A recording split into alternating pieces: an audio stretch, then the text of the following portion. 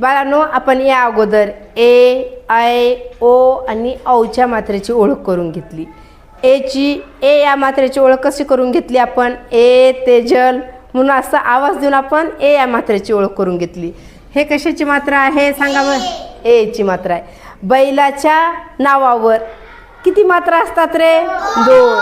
आणि बैलाला शिंग पण किती असतात? 2. मग बैल म्हणते वेळेस बला कोणती मात्रा आवाज निघतोय बघा? ऐ ऐ. कशाचा आवाज निघतोय? ऐ.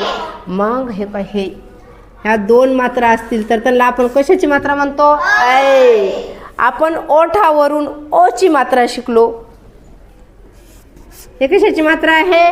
ओ. औषधावरून आपण कशाची मात्रा शिकलो? औची. कशाची शिकलो बाळांनो? औ.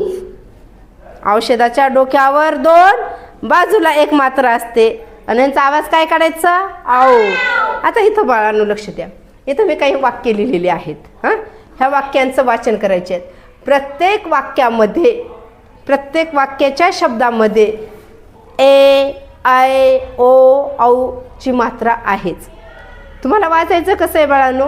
अगोदर तुम्हाला मनात वाचून घ्यायचे आणि बाहेर एकदा सलग आवाज काढायचा त्या शब्दांचा. आता इथं हे वाक्य आहे बघा. असं मनात वाचायचे.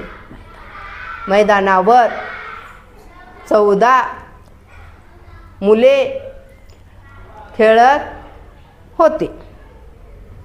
असं वाक्य वाचायचे. तुम्हाला वाचता येईल ना? श्रद्धा, तू वाचशील सुरुवातीला? चल बाळा वाच. मग पाहरीला वाचता येतात का? मैदानावर 14 मुले खेळत होते. Very nice. दौड बैलासाठी गोट्या बनवत आहे. Very good. गोठा कशाला म्हणतात माहितीये ना?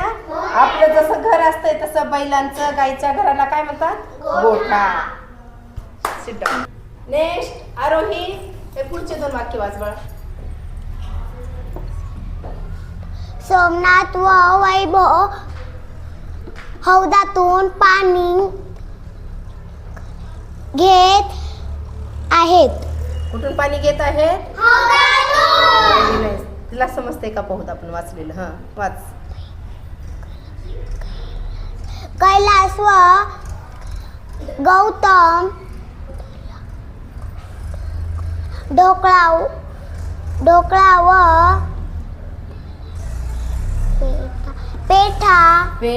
पेढा खात आहेत. काय खात आहेत? पेढा व ढोकळा. शाबास. नेक्स्ट सृष्टी, हे खालचे 2 वाक्य वाच बघा. हे वाच. गौरी कैरीचे लोणचे चवदार बनवते. कोण बनवते? गौरी. तू सांग ना. हे वाच. भैरव